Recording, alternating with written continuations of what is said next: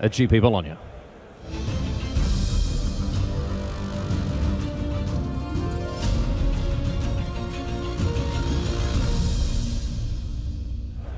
Hello everyone and welcome to live coverage of GP Bologna, round number 12, coming at you Cleopatra. We are getting underway with another matchup between teams that have done pretty well so far. But Raf, I was having a chat to Mr. Rich Hagen earlier, and he was saying the number of draws in this tournament means that the race for top 4 is going to be an absolute bowl of spaghetti, going to be a big old mess. X21 is likely to make it. I'm pretty sure most X21s will actually make it. So a loss from either one of these teams is not going to be not going to be fatal. It's very, very unusual. Unlikely, yeah. Very, very unusual situation that we find ourselves in. Just like Alana Warhoff attacking on turn 2. Unusual indeed as a Spore Crown Salad comes down to join it. I think the pace of the format says a lot about, this result, I should say, says a lot about the pace of the format here in Dominaria. It's very, very slow, and we have seen an unusually high amount of draws. Raf, I can tell you this, out of the top 100 competitors here at GP Bologna, right, top 100 teams, a full quarter of them, 25 of these teams have picked up at least one draw throughout this tournament. All right, so it's a lot.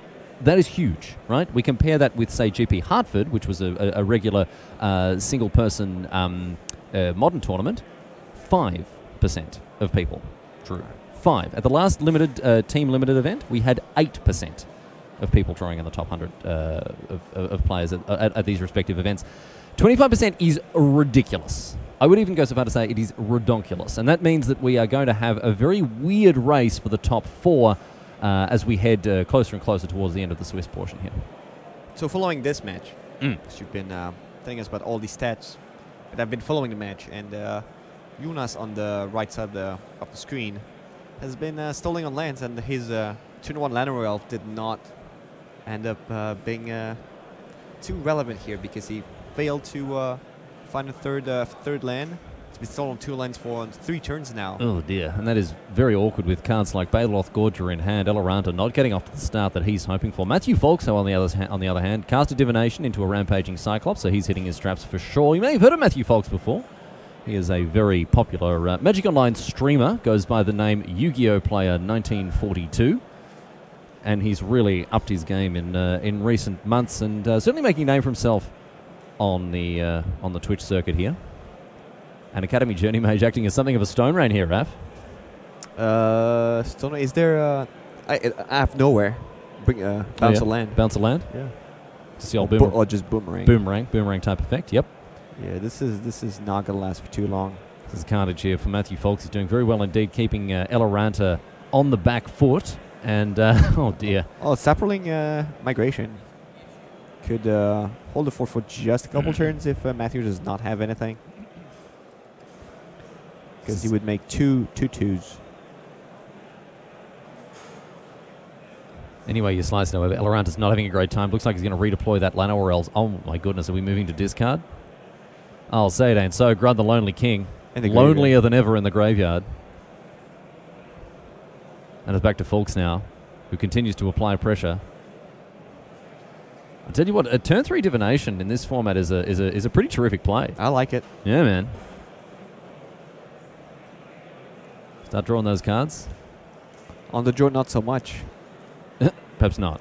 Because on the draw, you should be a little behind. You play Divination, and you have to discard.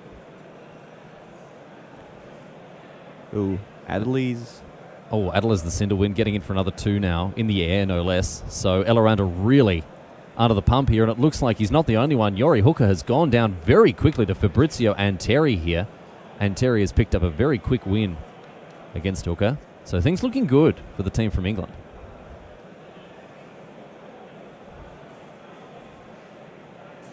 We'll see what Folks' follow-up play is here. And it's going to be a blink of an eye. Wow, just once again. Another boomerang. Eye of Nowhere, because it's an eye. Oh yeah, themed. Blink of an eye of nowhere. Blink of nowhere. Yeah. He's really getting it done here, folks. Putting the hurt on Eloranta, who I can imagine is going to have to pack him up real quick here. This guy could have been the format. It's an eye. Yeah, eyes all over the place. Lanorels comes down for that 3rd Encore here, rather obnoxious, and we see now Sapperling Migration. He's going to have to find an answer to the Flying Wizard. Yeah, this is going to be the problem here for Eloranta because he's still facing 2 in the air. Even if these Saprolings are going to be able to, well, profitably block both the the Cyclops and the Journey Mage. But we see now another removal spell as the Spore Crown Thallid hits the bin. And that means these Saprolings aren't going to be able to hustle and bustle as hard as Eloranta would like. Fulks is just, what an unforgiving draw from him. Has really, really punished Eloranta's stumbles here. Yeah, there's no actual way to come back in this game. He's going to lose most of his creatures. He's going to go down to 2 life. And he will have to find answers to all 3 creatures. It's going to be difficult to do. He may have access to as much as 5 mana next turn, but is that going to be enough to get him out of this this sticky predicament? Or a mountain off the top. I don't think there's too much that saves him. 3 lethal attackers here. And no, he's going to have to pack him up. So Matthew Fulks, a convincing victory for him, joining Fabrizio and Terry with a Game 1 win against their opponents. And that leaves just Peter Ward and Matty Quizma without a Game 1 result here. But Fulks will be happy with that. That was a very, very tidy victory. Defends at XN1, so I can afford to lose this round and draw another round. So it's not as important for them to win as for the English team. That is true, but with the way that the numbers are working out, for those of you who missed it, we do have a ridiculous amount of draws here at the top tables, and that means that we are going to have a weird kind of scramble for the top 4, and there's even talk that an X and 3 team might make it in. With 11 and 3, that might be enough. All right. We'll see how things shake out, but right now, it is Saprolings.deck for Peter Ward, and he certainly seems to have been living up to this, the deck's name at least, but a Siege Gang commander for Matty Quizma currently dominating the battlefield. And some very suspicious attacks here. Yeah, with the Memorial. Memorial could bring back the Siege Gang commander. I think that's the plan. Could be a plan, yeah. Well, Pete Ward here. Going to line up some blocks. I think I saw Targor in Matty's hand. Oh, the Famine Incarnate. So what he could have done? Well, he might. We're just landing on this game, so I don't know exactly the rest of his cards and the context of this game. But what I can see is he could play Targor for 2 damage, pretty much. Yeah. And then sacrifice all his goblins. Bring back the Siege Gang commander with the Memorial. And shoot for 4 more. It works with our Targor, but Targor was an easy way to deal 2 damage. Yep, just the old 8 mana shock. Yep, easy. Oh wow, I didn't see that one. Garna. Oh, Garna the Blood Flame. Yeah. So Garna will bring back Siege Gang commander. So he could have at the end of this game maybe 6 tokens. Oh, even more than that. He could have up to 12 goblins. So he has a Memorial. So he gets the Siege Gang commander here. So here's the Torgar. Wow, it's even better. Cast for no value. All this stuff. And now a Garna the Blood Flame as well, which gets back all of those. It doesn't get back the Goblin token. That's rather optimistically hanging out the graveyard, but that's not going to come back one more game. So that means 3 cards coming back here to that Garna the Blood Flame. That was pretty huge. That's one of the better Garnas we've seen. So it doesn't matter when you cast Garna, you just get back all the creatures that hit the bin from anywhere. Ward slams 3 more Saprolings into play. So you're going to have 3 more goblins of the Siege Gang commander. If he sacrifices the Siege Gang commander, bring him back from with the Memorial. So 3 more goblins. So it would be 7 on the board. Well, here's a nice one from Pete Ward, especially considering the state of his board. Yeah, I don't think it's going to match too well against Siege Gang commander. No, Slimefoot is, well, doesn't die to just 1 activation. It's a start. It's a start. What could be really good for Peter Ward here would be the plots. Oh, the fungal plots. Fungal plots, yeah. Yep. Fungal plots and Slimefoot really work. They really work well together. Well, he could start plotting a course to victory with this card here. But without any way to sacrifice the Saprolings. Slime foot is not doing as much as it could. Well, I mean, you can chuck him in front of the 7-6. It's going to be slamming very soon. That's one way to get rid of him. That's true. All right, let's have a look here and see what Quizma's next plan is. Surely it involves casting a Siege Gang commander. Well, no. Okay, something else. Okay. He's got 2 cards. He kicked Caligo Skin Witch. We'll remove wow. the Eviscerate from Ward's hand. All right. Ugh. I mean, he could have cast that. Last turn. And No, he'd rather have a... He'd rather just have a 1/1? Yeah. Okay. All right. Well, he's gonna make that 1/1 from the Slimefoot. Yeah, well, this is... I mean... This is going to be hard. I would say this one's already in the books here. Matty Quizma is just going from strength to strength. Pete Ward, no cards in hand. He's got a Saproling army, but he's going to need some very, very kind treatment from the top of his deck here, I would say. And how many Scrib Sprites is he going to need to hold off this attack? A lot of them. A lot of Scrib Sprites.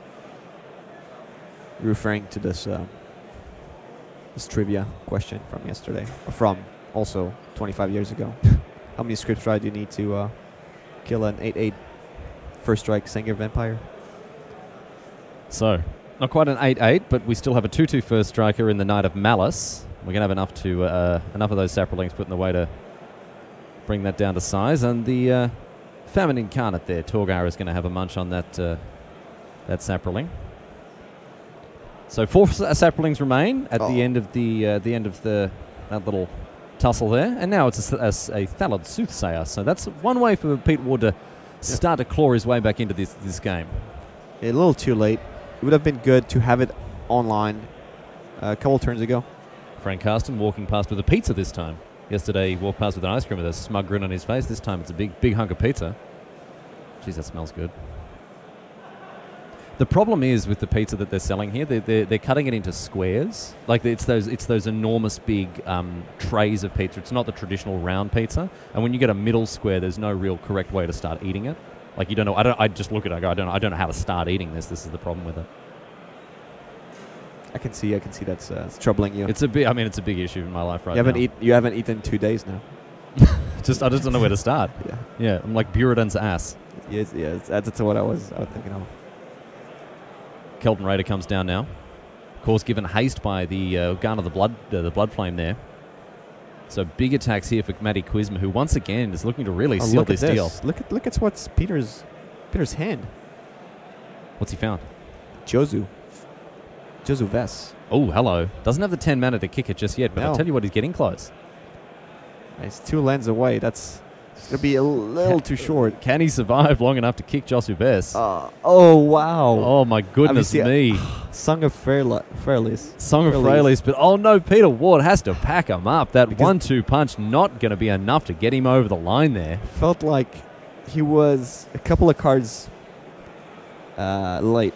Because the song would have been able to give him the mana he was missing for to kick Josu Ves. Yeah, but the song was not quite enough. Imagine if you sing that song for the 8 nights. That would have been huge. But unfortunately, that is the way that it goes. We have to switch the radio off, and we don't get to hear the latest club banger from Freylis. We move over back to Table A. Matthew Fulks, better known online as Yu-Gi-Oh! Player 1942. This guy's been crushing the standard leagues recently. I know he's built up quite a bit of a following, and he's looking to convert some of that success now to limited alongside Fabrizio Anteri and Pete Ward. Jonas Eloranta, the man in the crosshairs for Matthew Fulks, after having taken out game number 1. He'll be looking to capitalise on that and bring it home for Team Rock and Roll. Merfolk Trickster, the latest commitment to the board here. Looks like it's going to nullify that Halla the Fire Fletcher. The noble Chicken Rider pegged down a little bit here, and the Trickster trades off with the Kelton Raider. And still stuck on 3 lands. Jonas deck is not treating him well. And everything in his hand. The tempo plays that the red-green player wants, just not there. So Halla the Fire Fletcher again. Comes back again in the face of this Academy Journey Mage. Knowing that Matthew has about 1 million bounce spells in his deck. Oh yeah, we've seen them all. Being stuck on lands, on 3 lands or 4 lands, it's going to be a big problem for the Finn. Eloranta's putting himself back in it a little bit here, though. Journey Mage comes across for 3, pressuring Eloranta's life total. But certainly, a much more well, a game that actually resembles a game of Magic happening right now in front of us. Fulks continuing to commit to the board here. Then Medallion Arcanist and Academy Drake. Still no land. Aloranta got a nice full hand, all dressed up, but nowhere to go here. Although Fulks isn't putting him under the most amount of pressure here. So he could go for a Song, a Fairlease, and fire. Hit this his Fight with Fire that's on his hand to shoot the flyer. And next turn he will have access to 5 mana to maybe 6 if he draws a land to play and kick his Sapperling Mutation. Let's see how Aloranta fancies playing this one out here.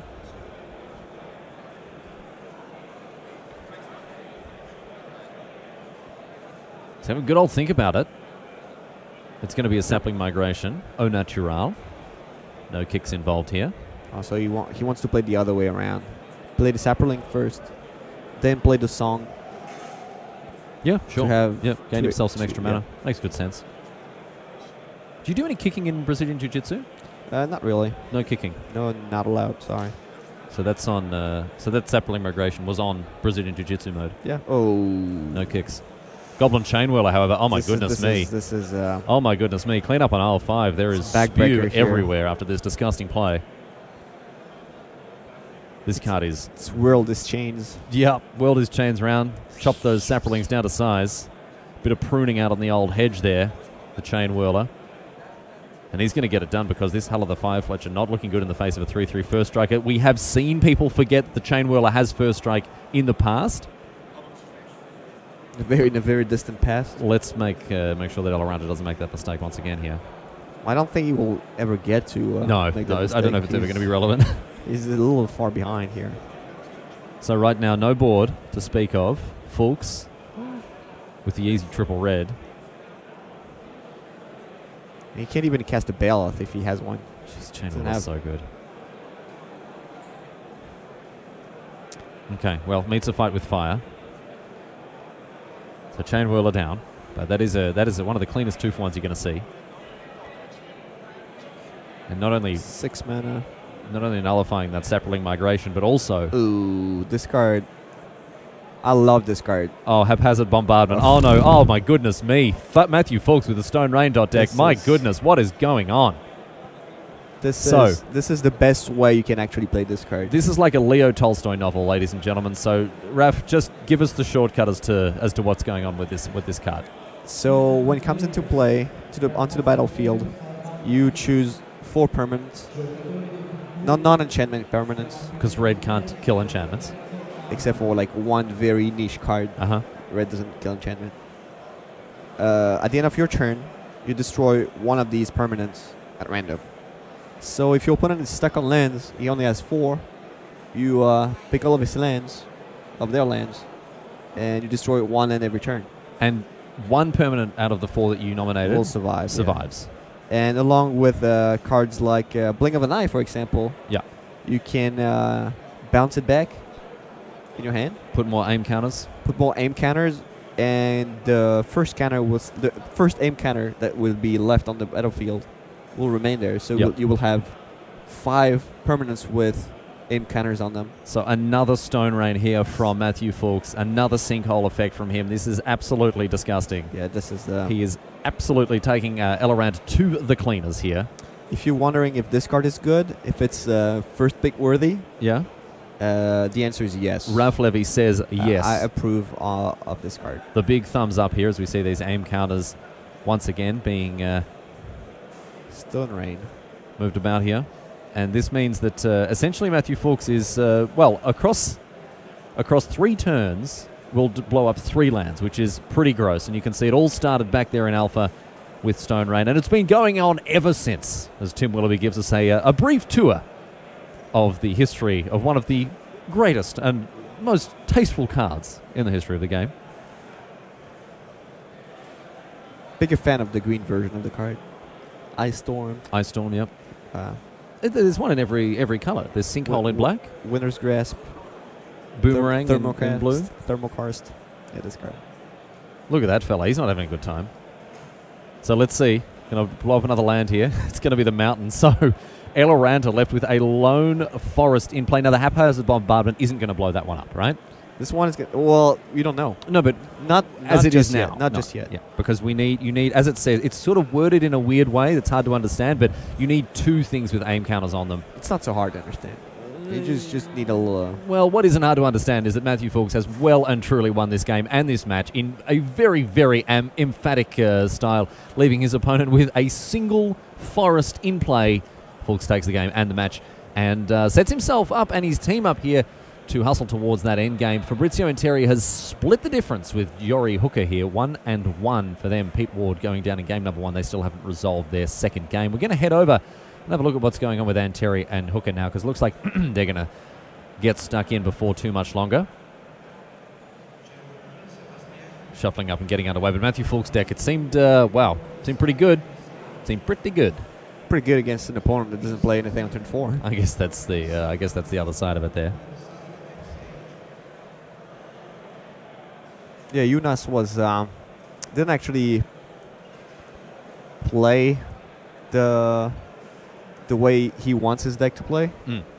But that happens when in a format with no cycling, 2 colors, and you want to curve out exactly something on turn 1, something on turn 2, something on turn 4, something on turn 5, and then keep the steam rolling. Yeah, and find a way to punch through any situation where things get bogged, because they will. They get bogged down, right? Yep. So you need a card like Fight with Fire. You need a card like, I guess, Haphazard Bombardment that's going to kill 3 permanents over 3 turns. You need a way to break through these board stalls. So we haven't seen successful red-green decks so far. I don't think I've seen that. Yeah. And this weekend yet. The quote-unquote kicker deck. The kicker deck, yeah. It's not super successful because, as I mentioned earlier, that's my opinion.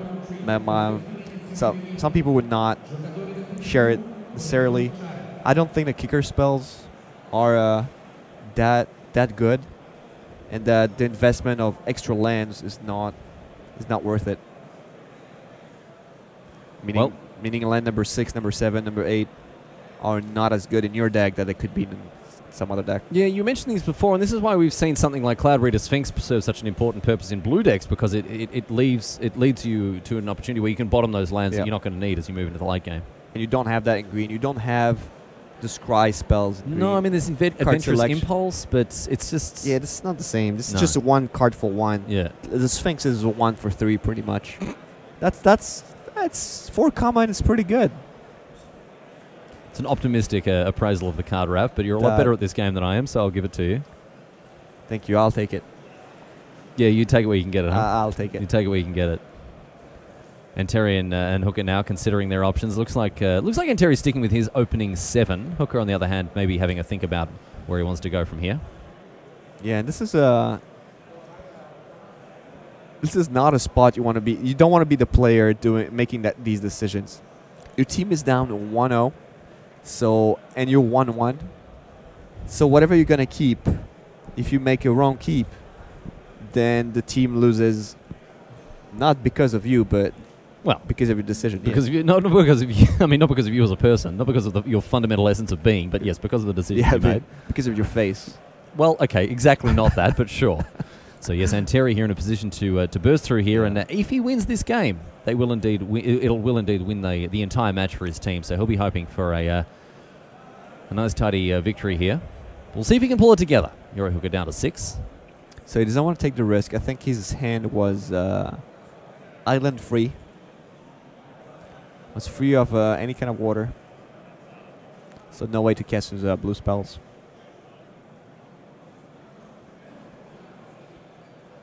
Well, let's see. 6th best here for Yori Hooker. See what he can find here. And then we'll be getting underway now with game number 3, potentially the deciding game of this match here. There's an island, and there's one island.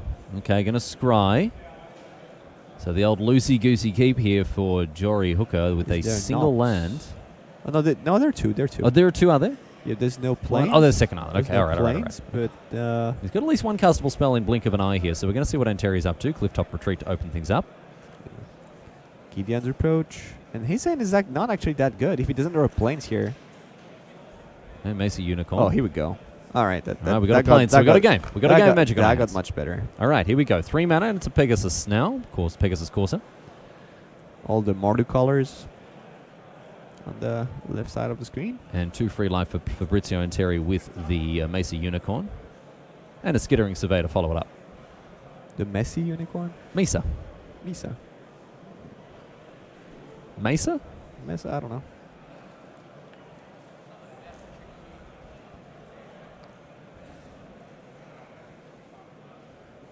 So Anteri goes and finds a basic land now. That Skittering Surveyor, really important in those 3 color decks, of course. And another Pegasus Corsair. So Anteri, without that free attack to gain himself some life. No more hay. The sun has stopped shining. 3 mana now. And it is Danitha. Danitha Compassion, the Paragon. And Jousting Lance comes down just costing 1. Thanks to her ability.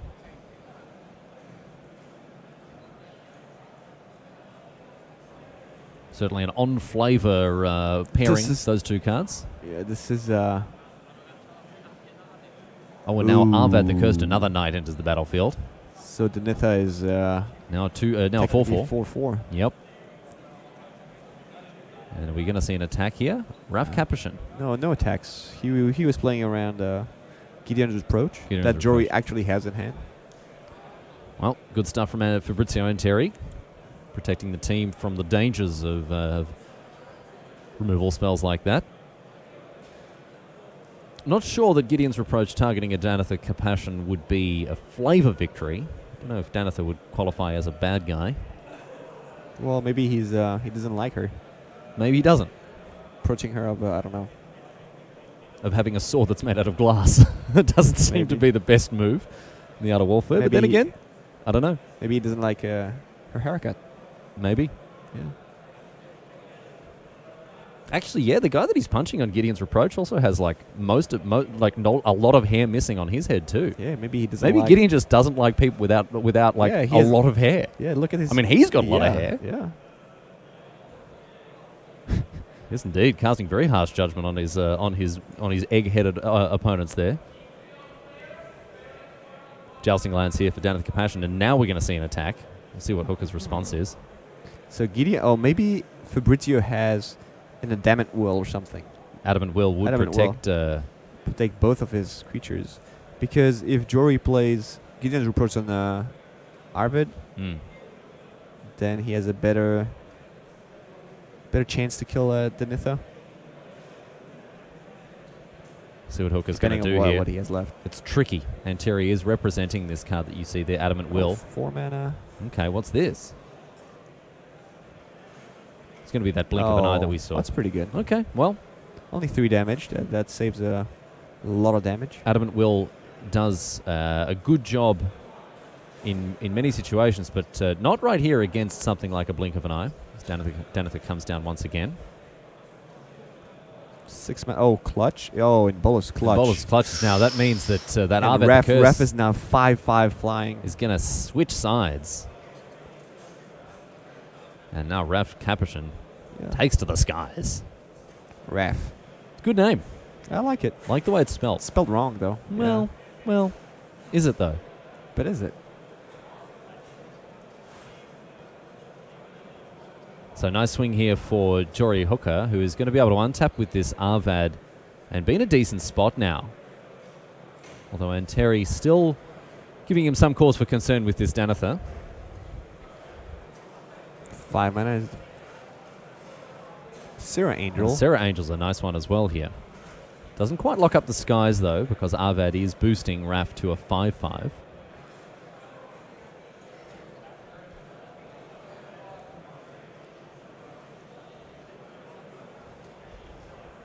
Give Arvid first strike and see the sparks. Lifelink, Death Touch.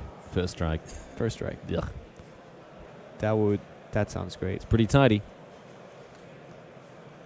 Raph once again getting in, getting busy. Yeah, that's what I like to do. I like to get busy. Like to get busy. And a follow-up play now here. After this attack, it's going to be Call the Cavalry. So, the Knights assemble. Love this card. Love this card. Yeah, I like it too. So good. Makes two of you. Makes two of me, man. Me and my brother coming in. I think Oliver would probably break a horse's back if he got on it, to be honest. And I'll tell you what, he wouldn't want to go anywhere near Gideon because he's got a big ball head. Now we're thinking of a play Jory could have made a couple turns ago when he attacked with Raph. I don't think... Oh, if Fabrizio wanted to play Hysera Angel, he might not have attacked with... he might have attacked, and he could have played in Bolus Clutch as an instant. Oh, Splash. yeah, with the Raph, of course. With Yeah, the Raph, yeah. I don't know if that would have been if that would have done more than 2 damage because of the +2/+2, but it's something to keep in mind.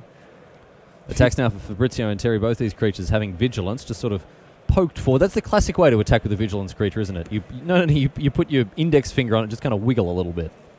It's just like, I mean, I'm doing it with my. You can't really see it, but Approaching the haircut again. everyone knows what's up. Yep, once again. So no life gain from the lifelink. So yeah, if you're playing against a white-blue player, both of these cards are uncommon.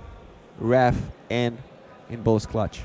So you could be facing that more often than you think.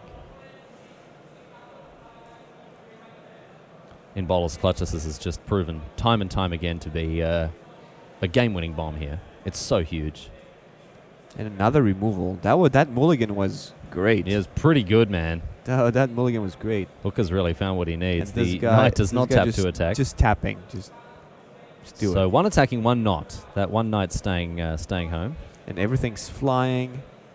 And Arvid is a 3/3 flying. Yep, and that's game. So Fabrizio and Terry has to pack him up now after a blazing start there for Yuri Hooker after a shaky mulligan to 6. Yeah, he drew out of it very, very well. Right at the right time. But I mean, playing cards like in Bolus's Clutches makes it very, very easy to seal the deal, and he's done exactly that. So now the tables have turned. Peter Ward and Matty Quizma are going to determine the outcome of this match, and it's Quizma at the moment serving for the match. 1-0 up he is. So Peter Ward going to have to win 2 on the trot. Let's jump over to table number 3 and see what's up between these two players. And once again, we got a stalled out ground. Well, is it stalled out, Raph? We've got a. But is it? Is it stalled out? No, I don't think it is. It's anything but stalled. We have Karazov, Senior Pureblood. I think it's been doing some work already. Killed one creature, or at least dealt 2 damage to a creature. Maybe just damage a creature. The creature was damaged because it doesn't need to actually do the work. And Divest is going to remove that Josu Ves from the from consideration here. Oh wow, how does that work? The lightning with Karazov. Wizard's Lightning. Yeah, no, not Wizard's Lightning. Radiating lightning. Oh right, yes. So for every creature that Peter Ward's control, yeah, Karazov is getting a counter. It's pretty big. That's pretty good. It's pretty good. So would that actually be? How much would that be? That would be a lot of damage here. Well, right now Pete Ward is committing further to the board now with a Steel Leaf Champion followed by a Thallid Omnivore. 1, 2, 3. Oh, he can't. Oh, he might decide to do this instead. Let's see. If he plays the lightning and kill the omnivore, no, the omnivore is gonna save one of his creatures. So 2 damage to the Omnivore with the Sengia Pureblood here. All right. Kazarov is going to grow now to a 6/6 flyer.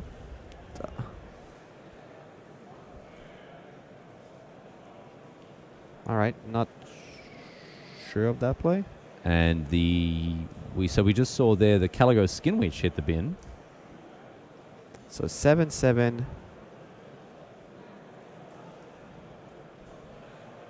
Huh.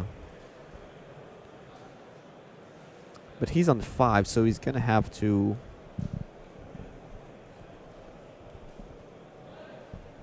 To do a lot of work here. If he plays the lightning and kill the Thalid, then he survives next turn if he can block the champion. So here's Radiant Lightning now. Target you. No, I guess that was fine. Llanowar Elf So he goes gets away. 4 counters. 4 counters. Unable to sacrifice anything but that Thalid Omnivore, of course, because it And so the costs Omnivore 1. here. And the Omnivore also dies. Ping, ping. Yeah. Going up the... What do you say? The food chain? Going up the food chain, man. He's getting rid of all these creatures that Ward has brought into play, but I mean, still, on 5 life, he's walking a fine line. 8 +1/+1 counters on Kazarov here. Seems okay. Seems pretty good. But not... It doesn't take a lot for Peter Ward to reverse the... No, a single removal spell will do it here. It's something like an Eviscerate. He wins the game on the spot. Obviously doesn't have it. A vampire pinging your team and attacking for 1 million of damage. That reminds me of another match. Olivier Voldaren. Oh, yeah. Away to the team. Yeah, back in the day. Yeah. All right, well, how about this? Force. How about a Verdant Force? All right. That one should survive Kazarov. Verdant Force, another one of these throwbacks, another reprint. From Graveborn From Premium Deck Tempest. Series. From Tempest, come on. I did my best, Raph. Oh dear, here's a rampaging Cyclops now for Quizma, who continues to try to lock up the board. That Saproling, of course, comes into play. Verdant Force gets a Saproling every upkeep, as you can see.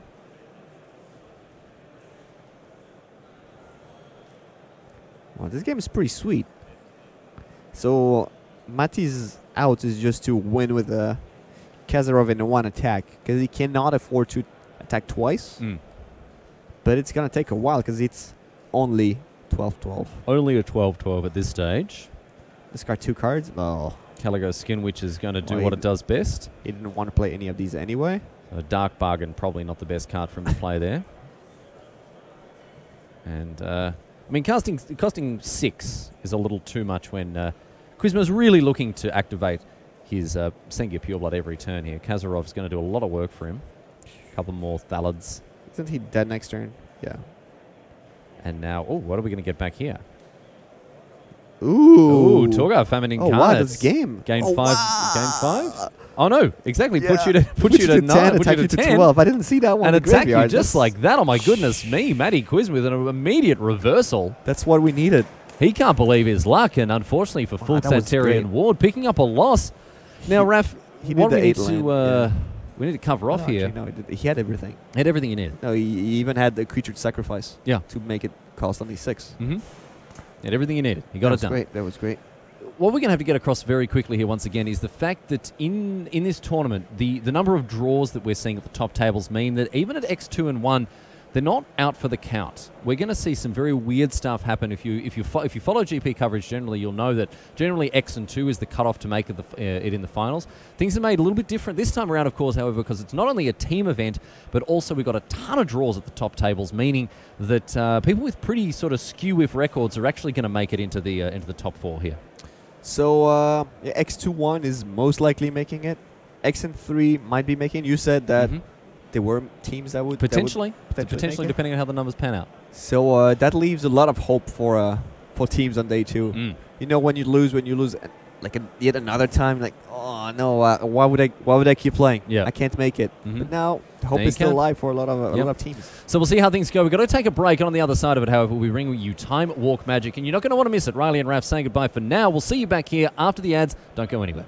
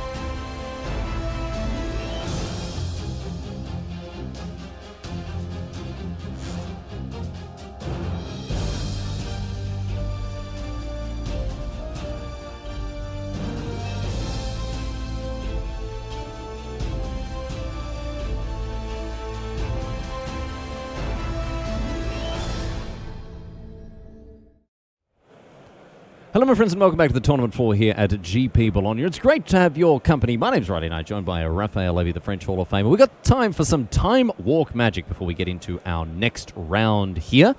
We are closing the gap towards the end of the Swiss and making that cut for top four. So let's get to it and see how things panned out with our latest round. Raph, I think one of the biggest takeaways that we've had from the day so far, or from this weekend, really, is the speed of this format. Very, very different to what we're used to with, for example, Ixalan. Not as aggressive. Mm-hmm. The two drops, not so good in this format. Mostly 2-2s with some irrelevant abilities like Cursive Ooze, for example, and green. Just 2-2. Not very good. Not very good. Not very good. Keldon, what's his name? Keldon Warcaller? Yeah. Not so good. Not too great. Not too good. So usually they go up like 3-3, 4-4, like they actually do something. In this format, not so much. So the speed of the format, along with the fact that the creatures have more toughness and power, makes it a lot slower. Very, very slow compared to what we're used to. We may see this kind of thing down with the Time Walk magic we're going to get into right here, right now. We'll see exactly what the speed of this match looks like between our players here involved in Time Walk magic. It is Antonio Pinto, Davide Miani, Uzama Sajad against Amiel Tenenbaum, Anton Morgenstern, and Jörg Unfried. We've seen the guys on the right in the feature match area previously. And right now, of course, they're looking to keep their records as intact as possible as we head towards that top four cut. So Amiel Tenenbaum, my teammate from GP Amsterdam. Mm-hmm. Top 2 at Pro Tour New York 2001. And both of these teams are 9-2 going into round number 12, so still alive for top 8 here. They can't afford to lose too much more, although we are getting the suspicion that 11-3 will be enough to make top 8 for maybe one, maybe two teams. Probably not all that many, however. We'll have to see how things continue. Pretty good story for Amiel and Anton, too, because a couple days before the tournament, they were only 2. Yeah. Team of 3. And they managed to find that... they managed to find Jörg Unfried, who's a pretty good player. Now, this is not something that should happen here, and we're seeing that Jörg Unfried is correcting the mistake of Osama Sayad. Unless he's going to cast a Gitu Lava Runner here. Grow from the Ashes puts the land into play untapped. Yep. And, I mean, it's a very weird, I guess, because, Farseek and Rampant Growth and all these other cards do put into play tap, but you have to know this. Yeah, Journey to Nowhere. Search for Tomorrow. Search for Tomorrow, yeah. It does get untapped.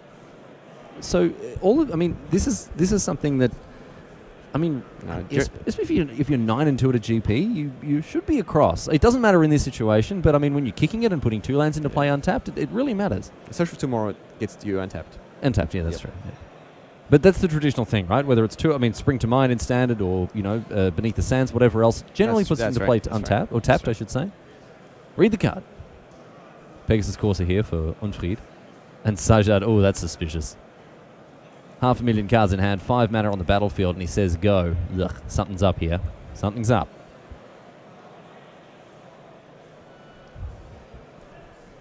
So Unfried now. The problem, the aggro player stuck with only white mana. He's got plenty of white cards to deploy here. But no 4th land and only a 1 power creature on the board on turn 4. Knight of New Benalia now for Jörg Unfried resolves, and as does a short sword. No, it's going to be a Dauntless Bodyguard instead. And what are we going to look to protect here? Loving this Knight Tribal. It's going to be Pegasus Corsa. Uzama's hand is Multani, Blink of an Eye, and Fight with Fire. So Multani is most likely going to rule the board. That's what Multani does best, man. He does a lot of stuff. That's what he does best.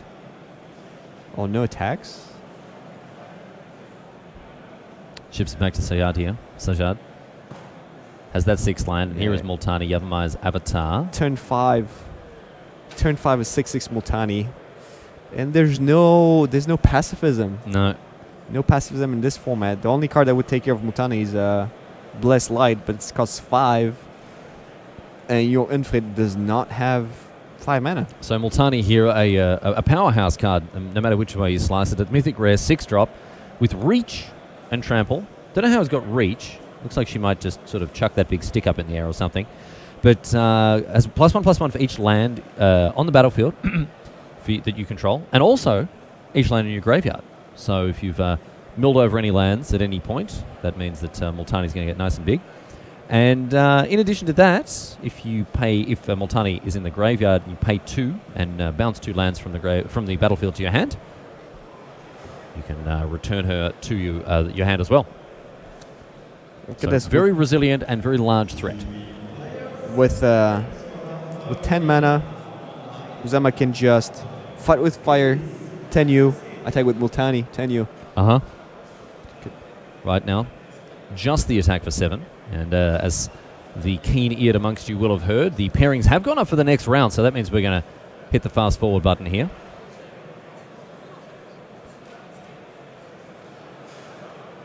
Try to get a result on the board before we head off to our next round. Tim Willoughby and Frank Carsten back in the booth here as we head again closer and closer towards the Swiss rounds. Here is a blink of an eye drawing a card, and Sajad is getting in for more and more damage now as the Knight of New Benalia is joined by another Knight of New Benalia.